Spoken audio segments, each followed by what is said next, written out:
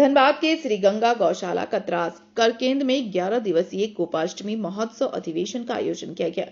106वां वार्षिक अधिवेशन झंडोत्तोलन गांव और गुरु पूजन के साथ शुरू हो गया है। अधिवेशन का उद्घाटन श्री श्री 1008 गुरुदेव पूज्यवाद श्रीमद दंडी स्वामी श्रीश्वरास्मन महाराज जी के कर कमलों द्वारा फीता काटकर किया गया। गोपाष्टमी महोत्सव के मौके पर धनबाद सांसद ढूलू महतो अपनी धर्मपत्नी सावित्री देवी के साथ साथ भारी संख्या में भक्तजनों ने श्री श्री 1008 गुरुदेव पूज्यवाद श्रीमद चांदी स्वामी सुरेश्वराश्रम महाराज जी का पूजन किया। इसके बाद साथ ही 501 गौ भक्तों ने गौ पूजन कर गौ माता का आशीर्वाद लिया। इस अवसर पर गुरु महाराज ने अपनी कथा वाचन में कहा, ईश्वर की इच्छा से है सब कुछ होता है, हम सभी लोग उनकी प्रार्थना करें। ये 11 दिवसीय आयोजन हम लोग कर रहे हैं। इसमें बरनपुर वाले भाई जी की बहुत कृपा है, बहुत भूमिका है, उनके सानिध्य में काम कर रहे हैं। और सारे कार्य के पीछे हम लोग का एक ही उद्देश्य है कि गौ सेवा और जो समाज में इसका जो संदेश जो जाए कि हर आदमी गौ के प्रति जागरूक हो। गौ रक्षा हमारी सुरक्षा सबसे बड़ी बात है। हम लोग गौ माता से विमुख हो गए हैं।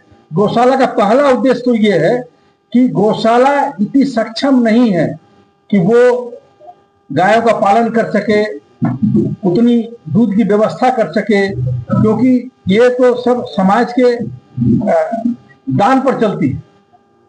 तो हम लोग का एक साधन सीमित है।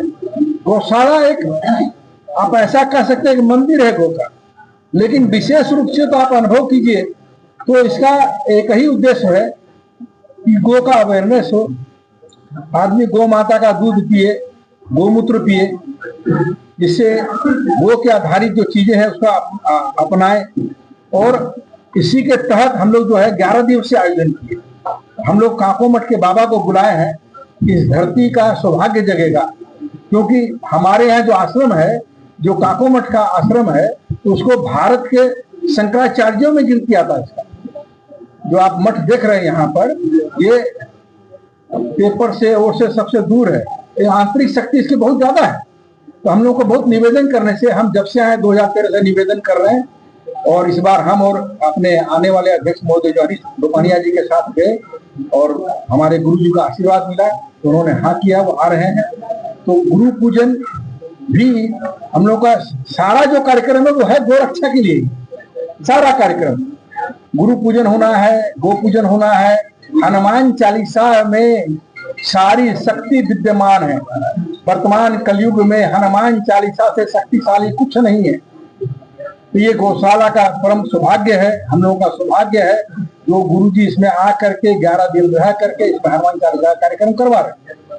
जितना करो उतना पाओ, कंचन सा बना देती है हनुमान चालीसा, जितना करो उतना पाओ।